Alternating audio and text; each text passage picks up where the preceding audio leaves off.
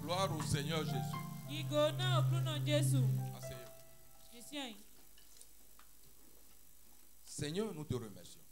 Nous te louons pour ce moment-ci. Tu peux nous parler. La parole, c'est cette parole qui guérit. Cette parole qui transforme. Moi, je n'ai pas cette capacité de me tenir devant ce peuple. Sans toi, je ne peux pas faire. C'est pour cela. Alors, prends au nom de Jésus. L'Esprit de Dieu remplit tout un chacun. Afin que le message que tu as réservé à ton peuple, que cela puisse atteindre les objectifs. Afin que les gens soient libérés. Que les miracles s'opèrent dans la vie des gens. Au nom de Jésus, nous avons prié. Gloire à Dieu. Le message que le Seigneur veut te passer aujourd'hui, à travers ma bouche, s'intitule Les chaînes invisibles. Les chaînes invisibles. Et une vraie liberté en Christ. Une vraie liberté en Christ. Le texte principal se trouve dans Jean 8, verset 36. Nous lisons ainsi. Si donc le Fils vous affranchit, vous serez réellement libres. Les chaînes invisibles. Ces chaînes qui nous maintiennent dans l'état d'esclavage. Ces chaînes qui nous maintiennent dans l'emprisonnement. Et lorsque nous sommes en esclavage, il faut quelqu'un pour nous libérer. Et celui-là, du nom de Jésus-Christ de Nazareth, est arrivé aujourd'hui pour te révéler que c'est sa liberté qui libère réellement. Alors, frères et sœurs, alors, dans le monde qui parle sans cesse de liberté, on dit liberté de choix. Nous sommes dans un régime démocratique. La liberté d'expression. La liberté d'agir. Mais il y a une question qui, alors que les hommes posent. Alors, sommes-nous vraiment libres? De toutes ces conditions, lorsque l'homme a déjà réalisé le processus pour que les gens soient libres, est-ce que les hommes réellement sont libres? Les gens alors répondent aux questions. Certains sont même pressés. Pourquoi? Parce qu'ils sont tellement confiants d'eux-mêmes et disent, nous sommes libres. Nous pensons l'être. Mais très souvent, nous ne tenons pas compte de certaines chaînes invisibles qui nous mettent en emprisonnement.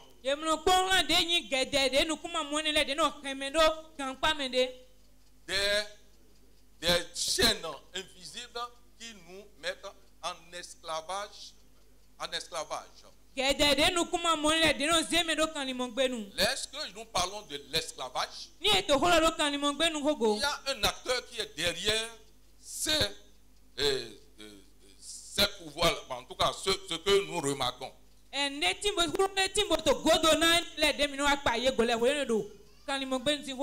Alors, comment se manifeste celui-là qui se trouve en esclavage et qui est sous oppression d'un homme fort?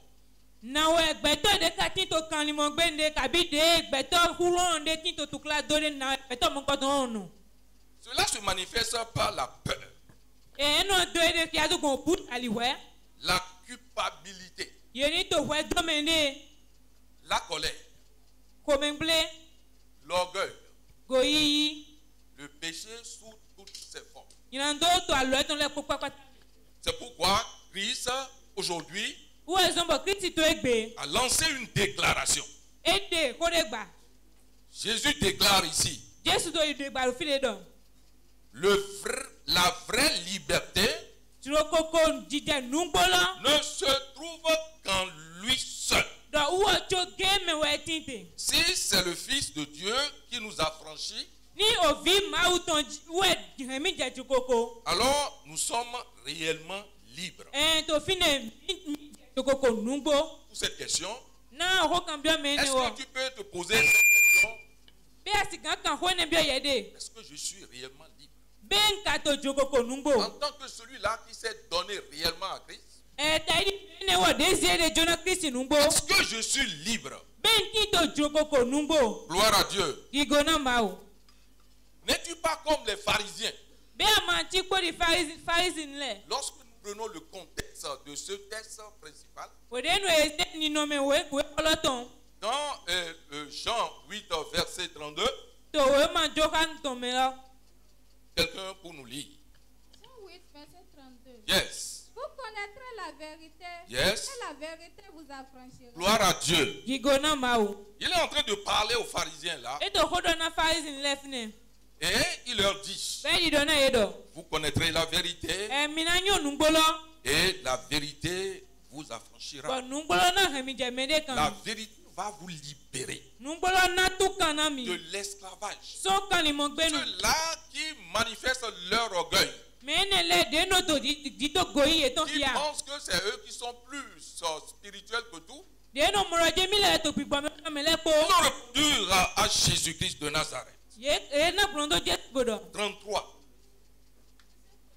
Yes. Il lui répondit, Yes. nous sommes la postérité d'Abraham. Yes. Et nous ne fûmes jamais esclaves de personne. Gloire à Dieu. Gloire au Seigneur Jésus-Christ. Pour eux, Jésus-Christ est en train de les apostropher.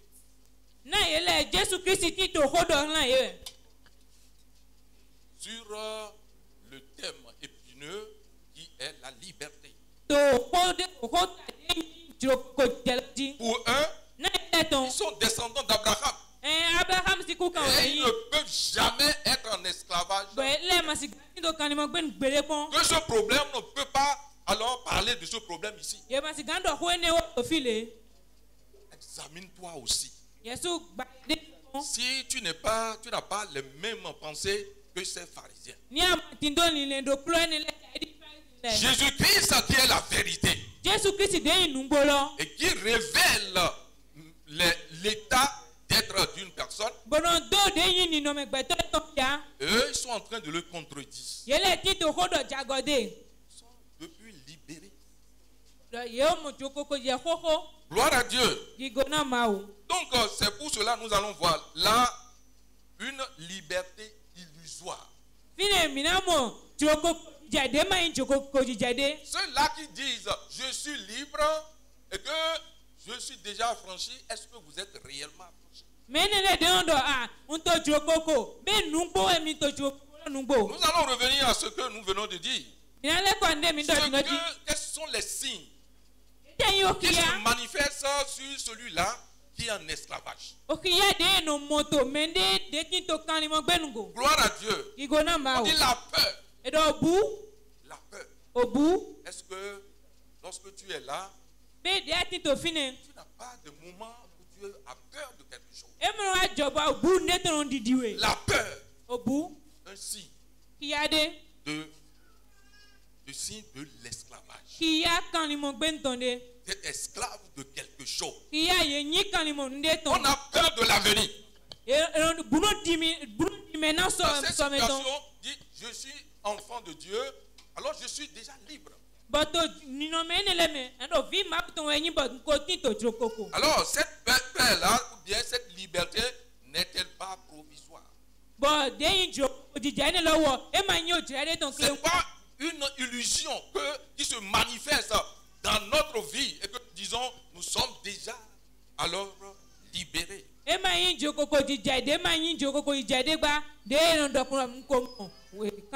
Lorsque quelqu'un veut te mettre, ou bien ce qui est une entité spirituelle veut te mettre en esclavage, il va alors attaquer ta pensée. Les amis là que je suis allé là, est-ce que je vais réussir à cet examen?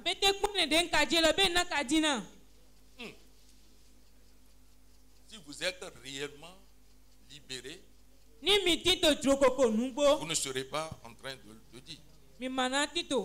C'est pourquoi Jésus-Christ leur a dit. Vous êtes en train de dire que vous êtes libéré de l'esclavage. Vous n'êtes pas sous esclavage de quelqu'un d'autre. Vous péchez. Vous dites que vous êtes alors héritier d'Abraham.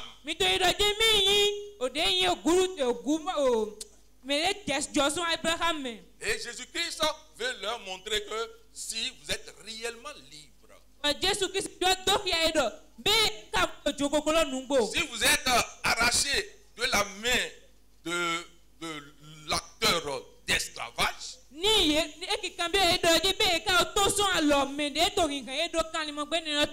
pouvez pas pécher. Gloire à Dieu. Donc leur liberté, c'est illusoire. Celui qui se trouve dans une liberté illusoire, c'est comme un prisonnier qui s'est habitué des conditions de son emprisonnement,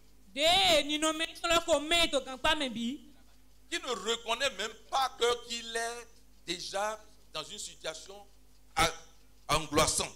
Et surtout, chez qui nous remarquons cela, surtout ceux-là qui ne sont pas donnés totalement à Jésus-Christ. Le prisonnier qui s'est habitué à ces conditions d'emprisonnement, alors ressemble à ce prisonnier.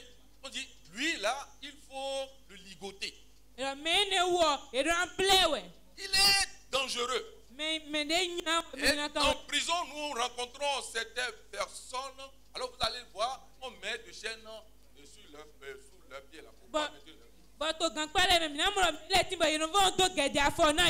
allez les voir comment ils marchent. Ils marchent, comment ils marchent. Vous allez les voir comme ça. Et à un moment donné, ils s'habituent à cela. Et le jour viendra, on va dire, mais tu commences pas à être correct maintenant. Non, tu es correct. On va alléger ta tâche. Maintenant, on le libère de ses chaînes. Mais il se ressent encore comme s'il est ligoté. Les chaînes ne sont plus là. Il est libéré. Mais il continue de marcher comme ça. Ceux-là qui sont en train de faire l'illusion de la liberté réelle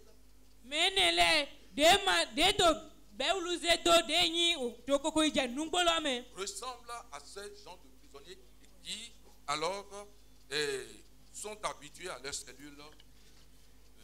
Leur cellule représente, bon, c'est leur cellule quoi, leurs conditions. Les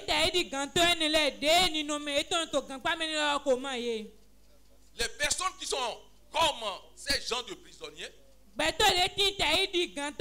qui ne savent pas qui sont alors en esclavage.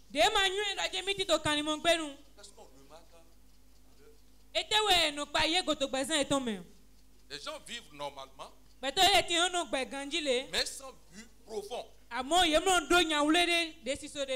Vous allez entendre certaines personnes qui ont cette philosophie-là.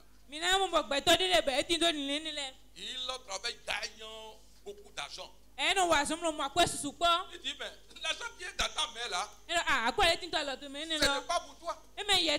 C'est ce que tu manges là qui est pour toi. Gloire à Dieu. Gloire au Seigneur Jésus. Donc nous nous lançons dans la gabégie.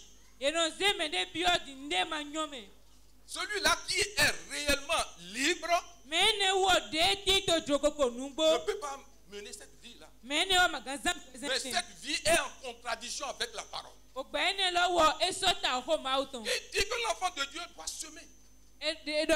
Vous devez passer, votre vie doit passer par la loi de la parole de la semence. On sème pour pouvoir récolter. On sème pour que l'avenir soit meilleur. Alors l'enfant de Dieu, celui-là qui est réellement alors libéré, doit pratiquer alors l'intelligence d'investissement.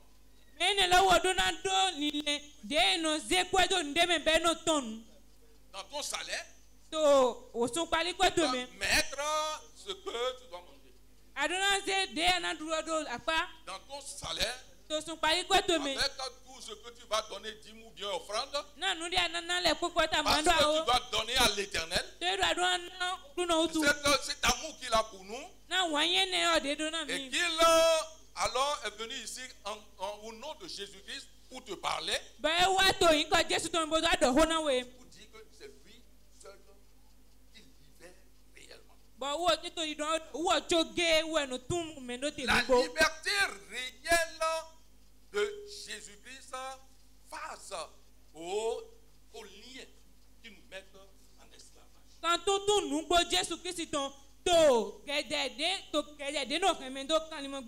Celui-là qui est en esclavage, c'est qu'on lui impose la vie qu'il doit alors vivre. On t'impose alors la vie de maladie. La vie qui doit te mettre en pauvreté. Vous voyez là, ça s'oppose déjà à la réalité de la parole. Jésus-Christ a pris nos pauvretés pour que nous soyons riches. Et nous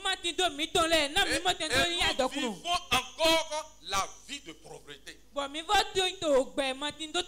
L'avenir, ça ne nous concerne pas. Mais c'est c'est aujourd'hui qui concerne.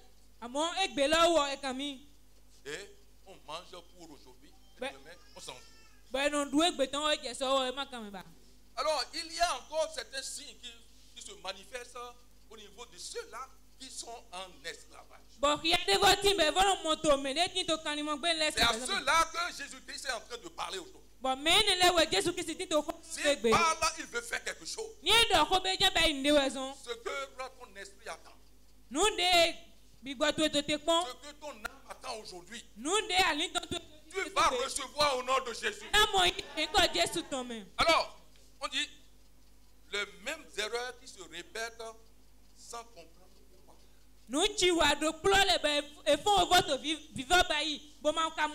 L'Église utilise beaucoup de choses. Nous ne pouvons pas citer ici. Mais ce sont des signes qui nous permettent de dire oui, je suis sauvé réellement par alors la puissance de Jésus.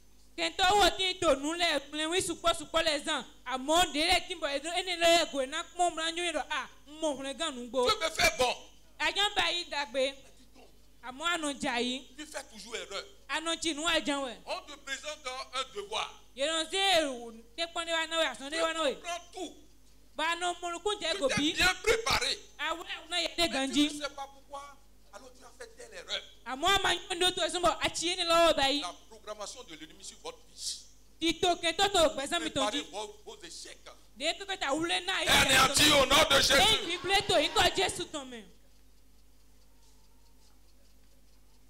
Donc on ne sait pas pourquoi. Par exemple, nous prenons quelqu'un qui est un ivrogne. Quelqu'un qui est ivrogne. Il boit du sodabi. Et on le voit, il est tombé dans la rue. Il s'est blessé. On l'a soigné. Tu vois ce qu'on est en train de te dire. L'alcool, ça ne te fait pas du bien.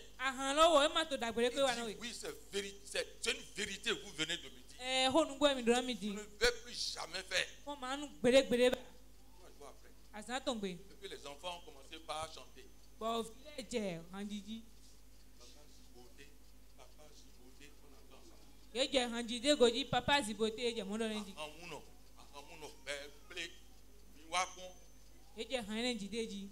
alors,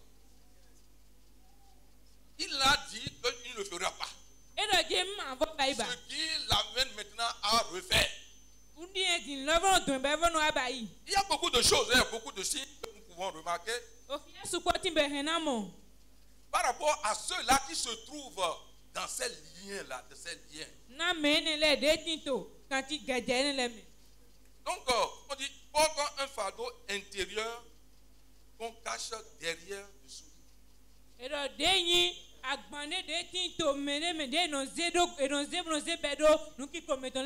S'il arrive ici, vous n'allez jamais comprendre que ce dernier-là a un problème. Mais c'est de l'orgueil. Vous avez un problème, vous ne voulez pas partager. Nous sommes dans un milieu où nous devons, on se dit, prie pour moi au moins. Vous voyez cette personne-là, toujours souriante. C'est très dangereux. Cela, c'est le signe de quelqu'un qui est déjà alors en esclavage. Elle sera à côté de toi. Et tu lui as fait quelque chose. Tu vais lui marquer le coup. Mais à côté de toi, on est en train de sourire, tu ne sauras même pas. Cette vie-là, c'est une vie qui s'oppose à la parole. Les gens ne savent pas avant de le faire. Parce qu'il y a quelqu'un derrière et qui fait cela. Alors, lorsque nous prenons la liberté dans le monde, c'est un mirage. Non, mirage. C'est un processus qui vous paraît bon, mais ce n'est pas réel, quoi. Cette femme-là est belle. Hein? Ce qui est extérieur. Et c'est avec ça là que tu détruis ta. Alors, Jésus entre dans votre cellule. Ceux-là qui sont dans cette situation, nous n'allons pas dire que c'est des gens du monde. Et nous sont comme des pharisiens. Des gens qui se basent sur quoi? Leur connaissance religieuse et pensent que oui, c'est la réalité de Dieu qui sont en eux.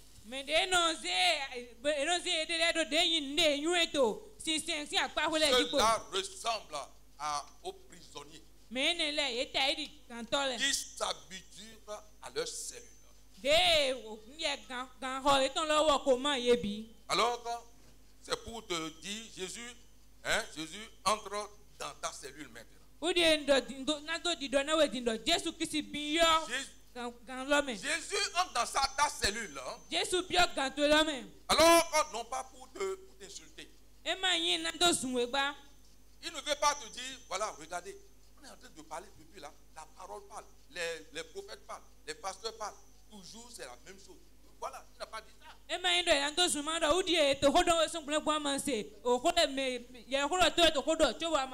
Jésus-Christ n'est pas arrivé pour te condamner non plus. Il a dit, il est arrivé non pas pour condamner, On va vous juger. Non, mais c'est pour sauver les hommes. Il veut vous libérer. C'est pourquoi il alors vient vers toi maintenant. Et il est en train de te dire, je suis le chemin, la vérité et la vie. Dans Jean 14, verset 6. Il a dit qu'il est le chemin. Il est venu te voir, en train de te tendre la main. Il est le chemin pour que tu puisses le suivre. Il est la vérité pour que tu puisses avoir confiance en lui. Il est la vie pour te transmettre une nouvelle vie. Lorsqu'il est en train de parler cela, il savait ce qu'il voulait faire. Il t'a déjà prédisposé beaucoup de choses. Toutes les étapes pour pouvoir te libérer de l'esclavage. Donc, Jésus est arrivé pour te libérer de l'addiction. Il est arrivé pour te pardonner. Il est arrivé pour alors restaurer ton identité qui a été détruite. Alors parfois, il y a des mots qui traversent ta pensée. Et il te ramène même jusqu'à la parole de Dieu.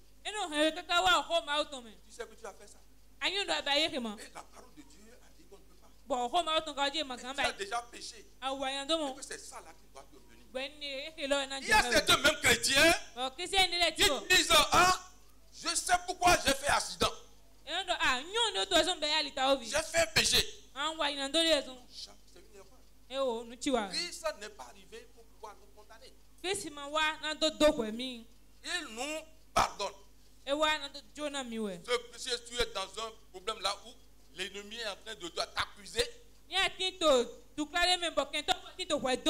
Christ a chargé tous nos péchés à la croix. On a dit Christ est mort pour que nos péchés alors soient annulés. Il a été enseveli. Et le troisième jour, il a ressuscité. Pour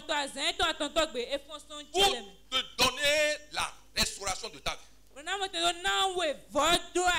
Toi qui es-tu en train de dire, je ressens que réellement je suis sous oppression satanique. Christ a déjà fait le sacrifice. A prédisposé quelque chose pour toi. Alors tu seras restauré au nom de Jésus. L'ennemi qui t'accuse pour dire que tu ne seras jamais restauré, reçois ta restauration au nom de Jésus. Alors celui-là qui reçoit la liberté de Christ, c'est la seule réelle liberté. Alors, tu es obligé de marcher avec lui. Dans ta prison. Et que là où tu es déjà, en tout cas, tu es déjà habitué à ton état là. Il est là, près de toi. Et il dit, viens. Suis-moi. C'est un signe de liberté. Il faut te dire que ça là, déjà, Jésus-Christ a déjà prédisposé de cela. La liberté véritable, nous devons vivre avec Jésus-Christ. Lorsque vous êtes libéré, et que vous laissez Christ, vous allez tomber encore dans la main de celui-là qui vous met en esclavage. Nous allons prendre par exemple l'exemple des enfants d'Israël en Égypte. L'Éternel les a libérés. Seulement sont arrivés dans le désert, comment certains chrétiens qui se disent chrétiens devant des difficultés, ils commencent par murmurer. Les enfants d'Israël ont commencé par murmurer. Et les conséquences. Alors, au lieu d'aller directement sur la terre promise, ils ont fait des années. Il y a certains qui n'ont pas pu alors atteindre cette terre. C'est pour vous dire, quelles que soient nos difficultés, nous ne devons pas honorer nos difficultés. Parce que les murmures retardent l'accomplissement de promesses de Dieu. Gloire à Dieu. Dans Nombre 14, verset 3 et 4, ça nous rappelle leur état en son temps.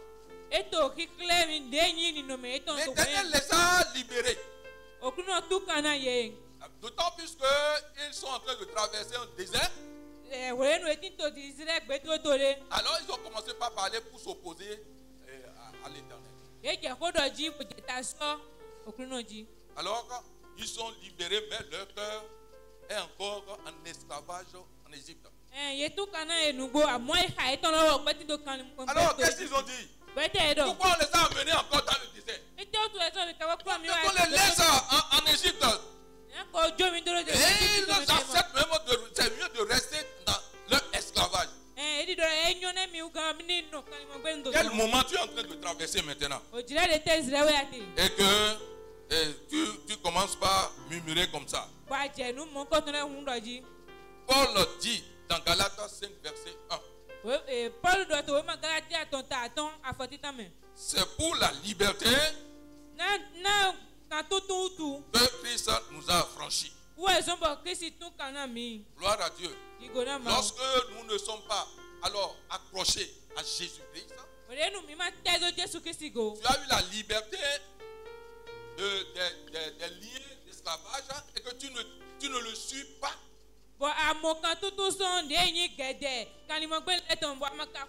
Alors tu vas tomber dans les pièges de l'ennemi. Alors qu'est-ce que nous allons faire? Nous, toi qui es en train de ressentir que oui, cette liberté n'est pas totale chez moi. Alors Christ est en train de te dire, il est encore debout. Et il te dit, viens à moi. Viens à moi. Toi qui es fatigué et chargé. Je te donnerai de repos. Matthieu 11, verset 28. Oh, laisse-toi maintenant à Jésus. Tu dois savoir qu'il a déjà tout établi. Et que le moment que tu es en train de traverser, c'est pour te ramener à la concrétisation de ce qu'il a promis.